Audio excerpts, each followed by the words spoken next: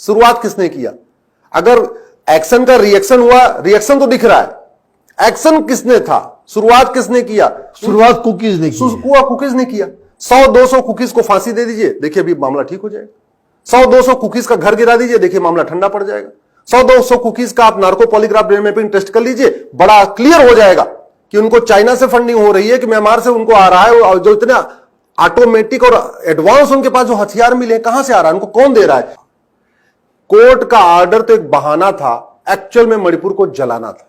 Okay, 100% जलाना क्यों था? क्योंकि पहली बात तो जो बीजेपी की सरकार जब से वहां बनी, तब से जो वहां पे अफीम माफियाओं का जाल था, नशा जो ड्रग स्मगलर का पूरा नेटवर्क था, सरकार उसको कहीं ना कहीं तोड़ने की कोशिश कर रही थी। आपको ये जान के आश्चर्य होगा मनीष जी कि पूरे भारत में जो अफीम सप्लाई होती है वो सारी की सारी मणिपुर से निकलती है। माय गॉड, पूरा वहां पे पूरा जो कुकी आतंकवादी हैं वो पूरा का पूरा उन्होंने हाईजैक कर रखा है। वो पहाड़ के पहाड़, पूरी पहाड़ियों पे वहां पे अफीम की खेती होती है और वहीं से पूरे देश के युवाओं को बर्बाद किया जाता है। स्कूल में उनका नेटवर्क है, कॉलेजेस में नेटवर्क है। अब तो छोटे छोटे इवन 10वीं 12वीं के स्कूलों में कई बार अफीम पकड़ी जा चुकी है। राइट, ये उनकी सिचुएशन है। बीरेन सिंह की सरकार ने जैसे उनको टाइट करना शुरू किया तो वो शांत बैठे हुए थे, डर रहे थे। वो अफीम फसल उनकी नष्ट की जा रही थी, वहां पे जेसीबी चलाया जा रहा था, सब चल रहा था। कोर्ट का ऑर्डर आया, इस बीच में पूरा एक तरीके से आप कह सकते हैं कि फॉरेन नेटवर्क, भारत का political network, so called secular liberal का नेटवर्क पूरा इकट्ठा हुआ और मणिपुर को जलाना शुरू कर दिया। और ये बीरेन सिंह के बारे में कहा जा रहा है कि उस सरकार ने करीब 1600 करोड़ रुपए के नारकोटिक्स को जो है तबाह किया था, बहुत बड़ी मात्रा में, बहुत बड़ी मात्रा में। तो इस 1600 करोड़ अगर कोई नुकसान उठा रहा है जो माफिया, वो तो 100 करोड़ रुपए देकर के बबला मचा ही सकता है, हुआ ही सकता है। इस देश के बुद्धिजीवियों को खरीद लिया।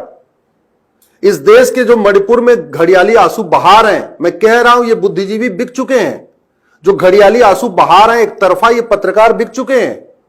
बहुत सारे वहां पे जो लेखक जो इस तरीके के कुकी को एक तरीके से साइड कवर दे रहे हैं, वो बिक चुके हैं। वहां तो मैथिक को विलन बनाने में सारा मीडिया जुड़ा हुआ है, पूरा का पूरा। ये मैं कह रहा हूं कि ये सारा फॉरेन फंडेड एनजीओ का जो नेटवर्क है, फॉरेन फंडेड बुद्धिजीवियों का जो नेटवर्क है, बहुत सारे उसमें जो फॉरेन फंडेड अवार्डी लोग हैं उनका नेटवर्क है। ये सारे के सारे मिलके मणिपुर के जलने का मूल कारण है। पहली बात तो अफीम की खेती, दूसरा है वहां घुसपैठ, तीसरा वहां पे मिशनरियों का इतना पावरफुल जो नेटवर्क है, बाहर से फंडिंग आ रही है, एफसीआरए के जरिए फंडिंग हो रही है, जो अपना म्यांमार के बॉर्डर है वहां के जरिए जो घुसपैठ हुई है। तो घुसपैठ, धर्मांतरण, नशे का कारोबार और फॉरेन फंडिंग हवाला के जरिए एफसीआरए, पूरा का पूरा जो कॉकटेल था उसने मिलकर पूरा मणिपुर को जलाया है। और दुर्भाग्यवश हमारे पास ऐसा कोई कानून नहीं है कि इन गद्दारों को, इन देशद्रोहियों को 6 महीने के अंदर इनको सीधे सीधे लटकाया जा सके।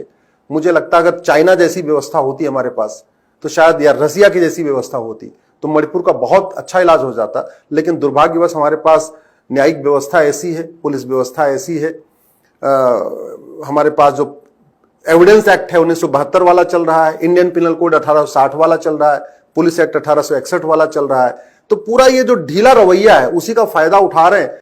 ड्रग स्मगलिंग ऑर्गेनाइज क्राइम है, जो वहां पे अफीम की खेती हो रही है ऑर्गेनाइज क्राइम है। ऐसे लोगों के खिलाफ गैंगस्टर एक्ट क्यों नहीं लगा सकते? ऐसे लोगों के खिलाफ जो मणिपुर में हुआ था, इसको तो मैं तो कह रहा हूं ये इनडायरेक्ट वॉर है, ये भारत के खिलाफ एक युद्ध है। तो मणिपुर में जो भारत के खिलाफ युद्ध हुआ उसके लिए हमारे पास एक प्रोविजन है इंडियन पिनल कोड में, सेक्शन 121, वेज वॉर कहते हैं।